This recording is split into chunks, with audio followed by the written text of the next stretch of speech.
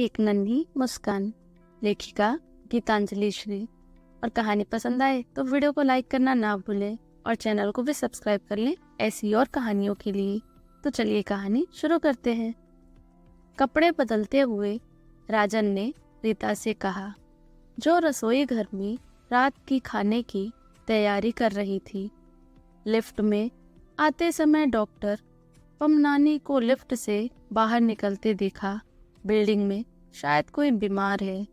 रीता ने हाथ में पकड़ी हुई खाने की चीजें मेज पर रखी और प्लेटें नैपकिन से पोंछते हुए कहा, रति बीमार है, आज ऑफिस भी नहीं गई। खाने का पहला कौर मुंह में डालते हुए राजन ने कहा, आज ऑफिस में मुझसे काम नहीं हो पा रहा था। ऐसा लग रहा था जैसे तबीयत ठीक नहीं है। रीता ने राजन की ओर जांचती हुई दृष्टि से देखा, फिर खाना खाते हुए कहा, बुधवार की छुट्टी है, आप डॉक्टर से जांच करवा लो। बच्चे क्या कर रहे हैं? पढ़ रहे हैं। टर्मिनल टेस्ट होने वाला है। दोनों चुपचाप खाना खा रहे थे। महानगर का कोलाहल धीरे धीरे कम हो रहा था। रीता ने कहा, भगवान के पास न्याय नहीं है। राजन भीतर ही भीतर जैसे चौंक पड़ा। प्रश्नवाचक दृष्टि से पत्नी की ओर देखने लगा। रीता ने कहा, रति कितनी अच्छी स्त्री है, पर पति कैसा किस्मत में लिखा हुआ था।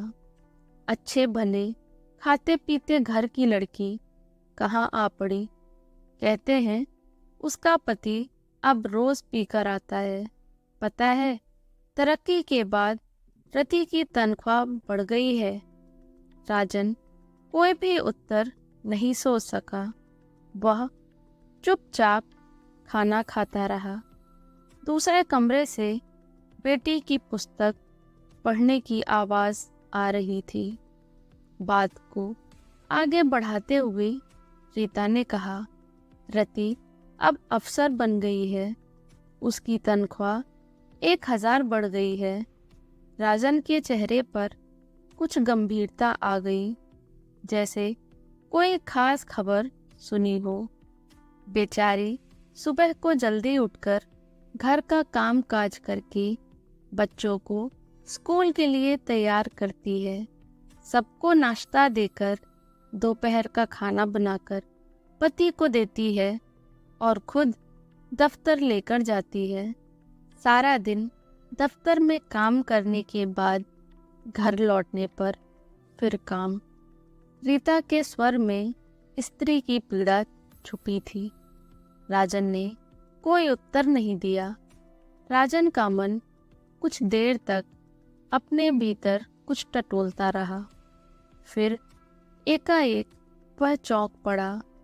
कई दृश्य उसकी आंखों के सामने चलचित्र की तरह घूमने लगे। रोज सुबह उठने में देर हो जाने के कारण पहला विचार जो राजन के मन में आता है वह यह कि उसकी रोज वाली बस कहीं छूट ना जाए। वह हर काम जल्दी जल्दी करता है, बार बार घड़ी देखता है, कमोड पर बैठे बैठे ही ब्रश करता है, जल्दबाजी में नाश्ता भी पूरा नहीं करता। कभी कभी पैंट की जिप लगाना भी भूल जाता है। कई बार पेन मेज पर छूट जाता है। बेल्ट भी लिफ्ट में उतरते उतरते बांधता है। रास्ते पर उसके पैर चलते नहीं, दौड़ते हैं। उसे अपनी ही फुर्ती पर आश्चर्य होता है। बस स्टॉप पर पहुंचकर रति को वहां लगी लाइन में खड़े देखकर उसे राहत सी होती है। रति का कतार में होना इस बात का संकेत है कि उसकी बस अभी नहीं आई है। वह कुछ धीमे चलने लगता है। सोचता है चिंता करना, अपने आप को रौंदना उसकी आदत बन गई है। फालतू बातें और भ्रम मन में पालना उसके स्वभाव का हिस्सा बन गया है। वह बस के बारे में ऐसे सोचता है जैसे वह बस स्टैंड उसकी जिंदगी की दौड़ की मंजिल हो। रीता ने कहा, राजन, भगवान ने स्त्रियों का जीवन इतना दुख में क्यों बनाया है? बदलते हुए समय में कहा जाता है कि सब कुछ बदलता है, पर स्त्री का भाग कहाँ बदला है? राजन कुल्ला करके आ गया था। तौलिए से हाथ पोंछते हुए कहा, क्या मिस्टर साजनानी बहुत ज़्यादा पीने लगे हैं? रीता ने कहा, सुना है अब तो धंधे पर भी ध्यान नहीं दे रहे हैं। सारा धंधा चौपट हो गया है। अब तो पत्नी की तनख्वाह से ही घर चल रहा है। राजन ने सूखे स्वर में कहा, यह धंधा भी तो रति के पिता ने ही शुरू करवा कर दिया था। रीता ने उत्साह भरते हुए कहा, माँ बाप बेटी के लिए 100 आशाएं रखें, 1000 कोशिशें करें, पर किस्मत भी साथ दे तब ना। राजन को दफ्तर में बिताया दिन याद आया।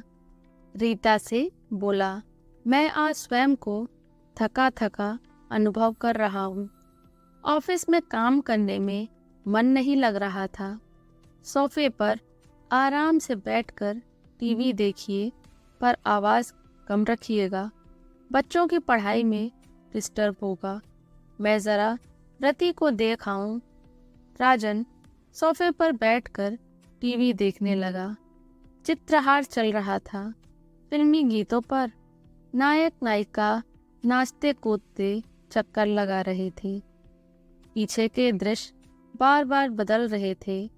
नायिका कभी साड़ी में, कभी सलवार कुर्ते में, तो कभी जीन्स टी शर्ट में नाच रही थी।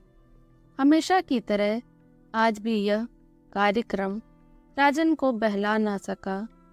उसे लगा कि उसका मन उखड़ा उखड़ा है। टीवी में नाचते लोग उसे मनुष्य न लगकर बैटरी से चलने वाले प्लास्टिक के खिलौने लग रहे थे। उसने उठकर टीवी बंद कर दिया। वह सोचने लगा, इंसान की जिंदगी कितनी बेतुकी और थका देने वाली है। रोज रोज वही काम करने पड़ते हैं, बिना किसी उद्देश्य के। जिंदगी का जैसे कोई अर्थ नहीं रह गया है। जीना जैसे एक आदत बन गई है। आज ऑफिस में काम करते समय उसका शरीर और आत्मा दोनों थके हुए थे। उसी समय रीता पास वाले घर से वापस आई और बोली, थोड़ी देर हो गई, टीवी क्यों बंद कर दिया? देखने में मज़ा नहीं आया। और ये था कहानी का पहला भाग। आगे की कहानी के लिए बने रहें, और कहानी अभी तक पसंद आई हो तो लाइक करें और इसे ज़्यादा से ज़्यादा अपने फ्रेंड्स और फैमिली मेम्बर्स के साथ शेयर करें। तब तक के लिए थैंक यू फॉर वॉचिंग। जय हिंद, जय भारत।